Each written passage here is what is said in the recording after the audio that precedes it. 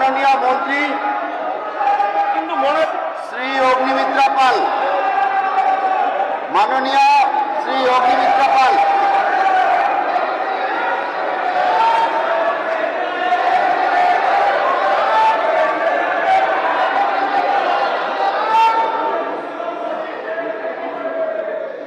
এবার মাননীয় শ্রী অগ্নিমিত্রা পাল, মাননীয় মন্ত্রী শ্রী অগ্নিমিত্রা পাল, প্লিজ। ধন্যবাদ। সময় নষ্ট করবেন না। মাননীয় অধ্যক্ষ মহোদয়কে, আজ আমি এই বিধানসভায় এমন একটি বিল নিয়ে কথা বলতে দাঁড়িয়েছি যে বিলের সমর্থন করে, যার উদ্দেশ্য কোনো রাজনৈতিক দলকে নিশানা করা নয়, কোনো মতাদর্শকে দমন করা নয়, আইনের যে শাসন প্রতিষ্ঠা করা এবং সাধারণ মানুষের সম্পত্তি এবং নিরাপত্তার ব্যবস্থা করা। প্রথমে একটি প্রশ্ন রাখতে চাই স্পিকার মহোদয়, যে আজকে এই বিলটি আনা হলো কেন সেটা দেখা দরকার। আর এই প্রশ্নের উত্তর খুঁজতে গেলে লাস্ট যে 15 বছরের তৃণমূল সরকারের যে শাসনে আমরা দেখেছি তোলাবাজি, কাটমানি, রাজনৈতিক সন্ত্রাস ও প্রশাসনিক উদাসীনতা, সেই নামেই পশ্চিমবঙ্গকে জানা গেছে। সাধারণ মানুষ নিজের বাড়িতে একটা পেরেক পুঁততেও কিন্তু ভয় পেতেন। যতই আগের সরকার বিজিবিএস করুক, কোন ব্যবসায়ী, শিল্পপতি, ঠিকাদার কেউ রেহাই পায়নি, কারুর রেহাই ছিল না। এবং বিনিয়োগকারীরা বাংলাকে সম্পূর্ণ এড়িয়ে গেছেন, কারণ তারা বুঝতে পেরেছেন যে 15 বছরের পশ্চিমবঙ্গে আইনের শাসন ছিল না, শাসকের আইন ছিল আর শাসকের গুন্ডাদের আইন ছিল। আজকে এসআইআর বলুন, ওয়াকফ বলুন, সিএএ বলুন, সারা পশ্চিমবঙ্গ দেখেছে রাজনৈতিক অশান্তির নামে রেল লাইন উপড়ে ফেলা হয়েছে, আগুন জ্বালিয়ে দেওয়া হয়েছে, বগি আগুন জ্বালিয়ে দেওয়া হয়েছে, সরকারি অফিস ভাঙচুর করা হয়েছে, পুলিশের গাড়ি পোড়ানো হয়েছে, বাজার দোকানপাট ভাঙচুর করা হয়েছে। অথচ সরকারের ভূমিকা কিরকম দর্শকের মতো ছিল। আসলে সমস্যাটা শুধু প্রশাসনের ছিল না, অ্যাটিটিউডেরও সমস্যা ছিল। অধ্যক্ষ মহোদয়, এই বিলের প্রয়োজনীয়তা বোঝাতে আমি একটি ঘটনার উল্লেখ করতে চাই। এই ঘটনা আমরা সবাই জানি। আগের সরকারের আমলে মুর্শিদাবাদের বেলডাঙ্গায় সেখানকার এক বাসিন্দা ঝাড়খণ্ডে এক পরিযায়ী শ্রমিক হিসেবে কাজ করতে গেছিল এবং তার অস্বাভাবিক মৃত্যু হয়। মৃত্যুতে ব্যাপক উত্তেজনা ছড়িয়ে যায়, জাতীয় সড়ক অবরোধ করা হয়, রেল চলাচল ব্যাহত করা হয়, সরকারি বেসরকারি সম্পত্তি প্রচুর ক্ষয়ক্ষতি হয়, সংবাদ মাধ্যমের প্রতিনিধিদের উপরেও হামলা করা হয়। পরে জানা যায় আমাদের রাজ্যের বন্ধু রাজ্য ঝাড়খণ্ড, সেখানকার পুলিশ বলে যে না, এই মৃত্যু তো আত্মহত্যা। অথচ সেই সময়কার মুখ্যমন্ত্রী তিনি বলেছিলেন জুম্মাবারে এমনিতেও ওরা জমায়েত হয়, আমি কি তাদের আটকাতে পারি? ঠিকই তো, আপনি আটকাতে পারেননি। সরকারি সম্পত্তির ক্ষয়ক্ষতি হয়েছে, কিন্তু অধ্যক্ষ মহোদয়, প্রশ্ন হলো যে একটি মৃত্যুর প্রকৃত কারণ তদন্তের মাধ্যমে নির্ধারিত হওয়ার আগেই যারা বা যে নিজের হাতে আইন তুলে নেয় এবং জনসম্পত্তি নষ্ট করে, তার দায় সরকার বা সাধারণ মানুষ নেবে কেন?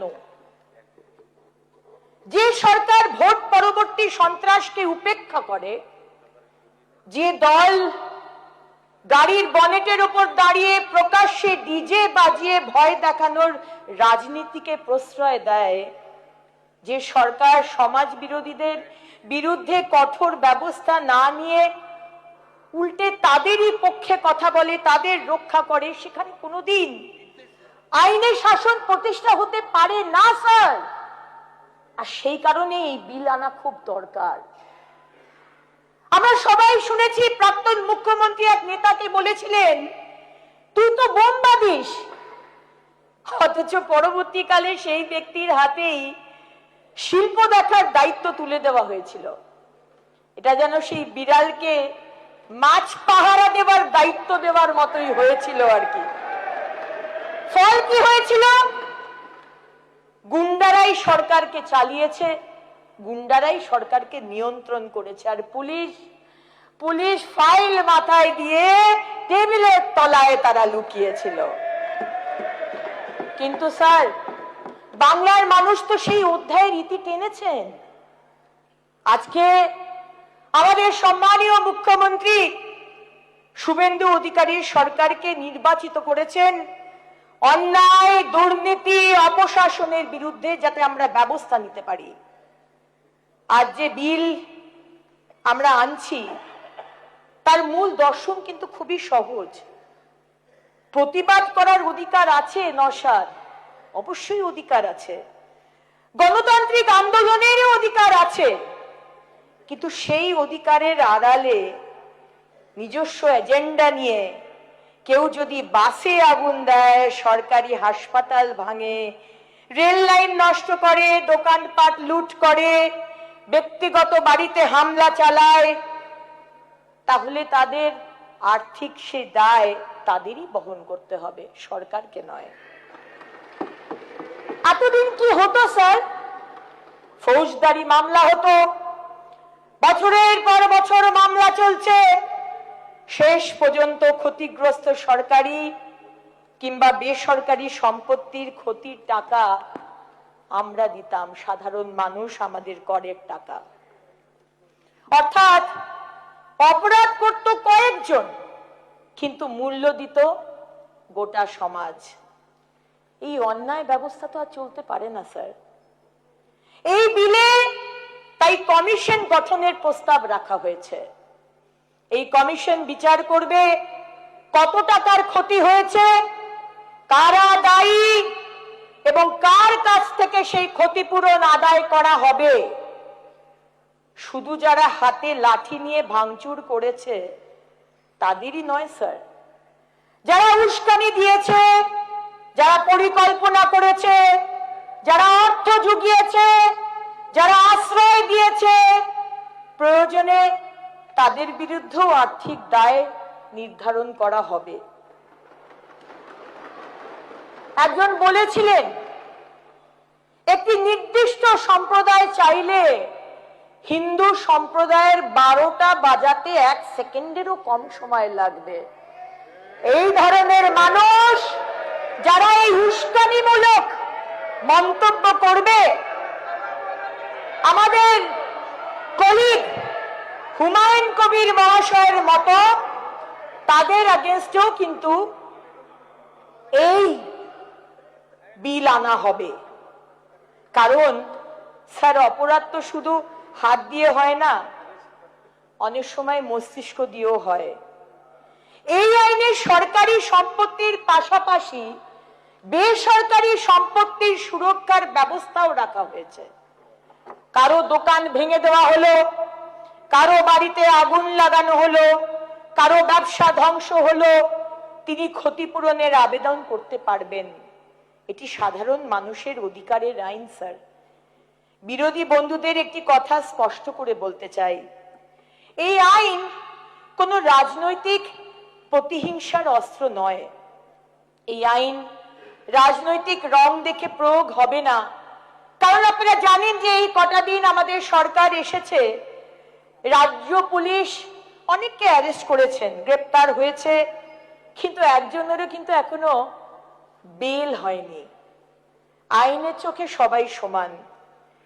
এই সরকার, সম্মানীয় মুখ্যমন্ত্রী শুভেন্দু অধিকারীর সরকার, প্রতিশোধের রাজনীতি করে না, এই সরকার আইনের রাজনীতি করে।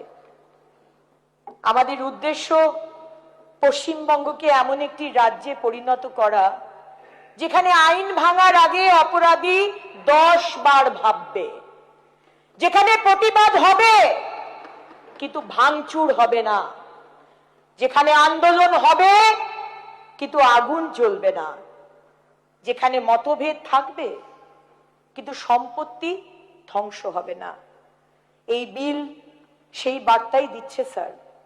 আমি আবারও পরিষ্কার করে বলতে চাই, এই আইন নিরপরাধ মানুষের বিরুদ্ধে নয়, এই আইন শান্তিপূর্ণ আন্দোলনের বিরুদ্ধে নয়, এই আইন শুধুমাত্র তাদের বিরুদ্ধে যারা গণতন্ত্রের নামে নৈরাজ্য সৃষ্টি করে এসেছে বা করতে চায়, যারা সাধারণ মানুষের সম্পত্তি ধ্বংস করে, যারা রাষ্ট্রের সম্পদ নষ্ট করে। আমরা ভয় দেখাতে আসিনি স্যার, আমরা দায়িত্ববোধ জাগাতে এসেছি। আমরা প্রতিহিংসা নয়, জবাবদিহিতা, অ্যাকাউন্টেবিলিটি প্রতিষ্ঠা করতে এসেছি।